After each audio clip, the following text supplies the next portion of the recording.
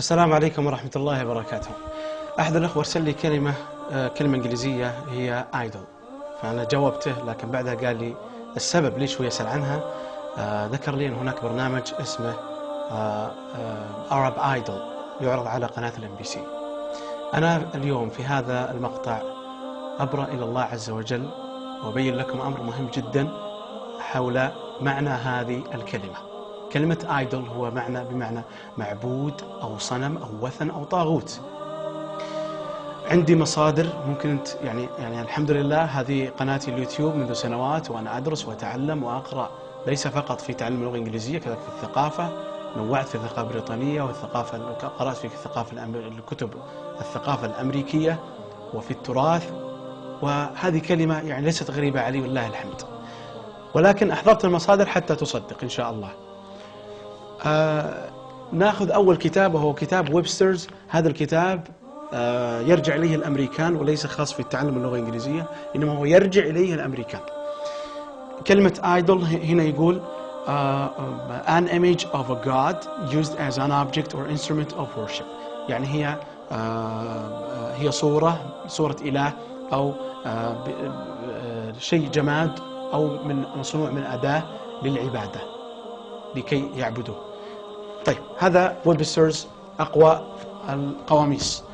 عندي كتاب آخر وهو American Heritage، هذا يتكلم عن التراث الأمريكي، صور، رموز، أماكن، جميل جدا، خاصة إذا كنت تثقف في الثقافة الأمريكية. يعني كتاب لا أعتقد أحد يقدر يرد عليه إذا كان فيه خطأ أو فيه أي شيء.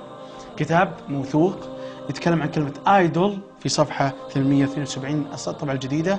an image used as an object of worship، مثل ما قلنا التعريف المشوين، هو صورة لشيء جماد يعبد، ومعنى آخر a false god، إله مزيف.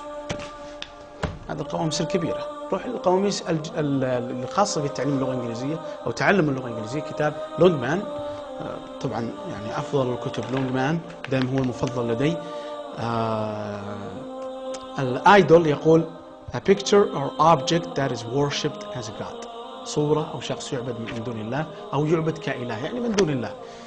الكتاب الثاني اللي هو primary للمبتدئين، هذا كتاب مبتدئين في اللغة الإنجليزية، أيضا موجودة الكلمة idol a statue or image that people worship as a god، تمثال أو صورة الناس يعبدونها كإله من دون الله. طيب، نشوف كلمة أخرى أو قاموس آخر، هذا خاص في الطلاب يدرسون مواد مختلفة، يعني خاص للمواد الدراسية، خاص قاموس بالمواد الدراسية، يعني ينفعك لو بحثت عن كلمة خاصة في مثلا في التاريخ، في العلوم، في المواد الثانية. يقول هنا idol a statue that people treat as a god، يتعاملون مع تمثالا، يتعاملون مع الناس كإله، يعني يعبدون من دون الله. أيضا عندي مواقع هنا، نوريكم كم موقع. هنا موقع اسمه Amazing Bible، وهو يعني الإنجيل المدهش، موقع ينكرون عبادة الأصنام، ويقول هنا idols that are made cannot، يعني إيش الأشياء التي لا يستطيع أن يقدمها الأصنام. idols cannot see، لا يرى. idols cannot hear، they cannot speak through their throat، لا يرون، لا يسمعون، لا يتكلمون. they cannot smell، حاسة الشم معدومة. they cannot handle anything، لا يستطيعون أن يقدمون ولا يؤخرون. they cannot walk، لا يستطيعون على المشي. they cannot know anything، لا يعلمون أي شيء. هنا ينكرون في موقع amazingbible.org. هنا موقع آخر في آية عندهم تقول You shall have no other gods before me، يعني هذا الإله يقول، هو الله يقول أنه لا إله قبلي.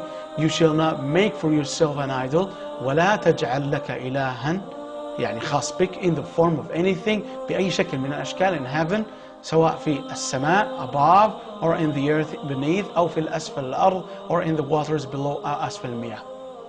يعني وهذا صنم، شايفين الصورة ذي، صنم اسمه شيفا، صورها أحد البوذية. وهذا لو تلاحظون هنا شو يقول، هنا يقول idol، كلمة idol. وهنا أيضا صنم آخر للبوذية، هذا صنم Best New Lord Buddha Statue Idol، شايفين؟ يعني هذه الرسالة أنا متخصص لغة إنجليزية ويجب علي أن أنكر هذا المنكر. أنا مسلم موحد لا أقبل هذه المصطلحات لأنها تنافي الإخلاص. العبادة لله عز وجل. وأنتم أخوتي وأخواني وأخوتي المشاهدين والمشاهدات، أنتم مسؤولون أمام الله عز وجل أن تنشرون هذا المقطع. الواتساب، الآيفون، البلاك بيري، المواقع، انشروا هذا المقطع لكي تبرؤون أمام الله عز وجل من هذه الكلمة. أنتم مسؤولون، علمتم الآن، لابد أن تعملون.